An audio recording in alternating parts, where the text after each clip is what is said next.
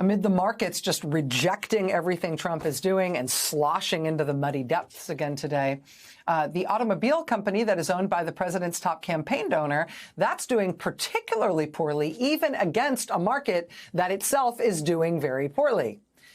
Here's the Journal again tonight. Quote, the past few months have been particularly punishing for Tesla, which fell about 5.8% today. Tesla's shares have plummeted 44% in 2025 so far. Today, Tesla dropped outside the largest 10 U.S. companies by market value for the first time since June 2024. Tesla is grappling with slower sales and a damaged brand, with Chief Executive Elon Musk's prominent role in the Trump administration alienating some customers. The company is set to report earnings tomorrow, Tuesday. Analysts are expecting a year-over-year drop in Tesla profits. The Washington Post reports that Elon Musk may be heading toward the end of his time in Washington. That first corner earnings report that his car company is due to give tomorrow, it does look like it's not going to be good, and that may give him a business excuse that he might be looking for to get out of Washington. After all, his time in Washington kind of started bad and has just been scuttling worse and worse all the time. His Department of Government Efficiency, DOGE thing, is a mix of embarrassment for its errors and its palpable confusion, and horror and anger for how much damage it is doing to the U.S. government, with really nothing positive to show for itself at all. Even if the whole idea of DOGE was cutting spending, the Trump administration is spending more on a daily basis than the Biden administration was. So even if the whole good idea of DOGE is less government spending, it has absolutely failed at that, with Trump spending more than Biden did. Musk's cocky assertions about 150-year-olds getting Social Security were immediately debunked and showed him to just not understand the data he was looking at, which is very embarrassing for a man whose whole brand is, look how smart I am. Musk's time in Washington has been marked by White House officials snarking anonymously to the press, like Rolling Stone magazine, about the perception by some in the White House that Mr. Musk appears to be high all the time.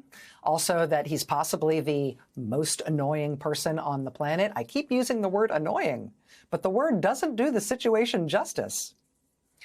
Musk apparently tried to get a top secret briefing from the Pentagon on China war plans. That was promptly reported in the New York Times, which led President Trump to show that he was both absolutely unaware that his top campaign donor had arranged this for himself.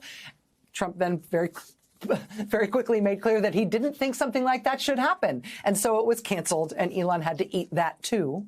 Musk then tried to get back into the money and politics game where he'd done so well, getting Trump into the White House in the first place. He went very publicly all in with massive spending, ostentatious spending, and personal appearances to try to sway the Wisconsin State Supreme Court election. Elon Musk's candidate then lost by double digits in an election that was universally branded as a referendum on Elon Musk. Musk then installed his own choice as acting IRS commissioner. Treasury Secretary Scott Bessent then complained to Trump and uninstalled the guy 2 days later. Musk then took a loud public stance against Donald Trump's tariffs. Trump has ignored his loud public stance against them and kept the tariffs and all their disastrous implications, including for Musk's own car company. Musk then started a loud public beef with Trump advisor Peter Navarro. Trump decided, quite obviously, to keep Peter Navarro, and we haven't heard much from Elon Musk ever since. Now, the Washington Post reports this weekend that Elon Musk's signature move in Washington, that whole tell me 5 things you did last week or you'll be fired government email, that email goes out sometimes weekly now to government employees, but people just ignore it. It's being ignored by multiple, if not most, agencies in the government because Elon Musk no longer really seems to have the juice to do anything about it. Musk no longer appears to be running stuff, let alone personally wielding some kind of axe over every government employee in every government agency. All of that on top of the massive public revulsion at his role in Donald Trump's administration and in American politics. The massive public revulsion for Elon Musk's role in Washington has made the Tesla brand toxic, not to mention his own personal brand. So we'll see tomorrow how things go on that Tesla first quarter earnings call. We'll see how it goes for Tesla. We'll see how it goes in terms of telling us what's about to happen to Elon Musk and his sojourn in Washington.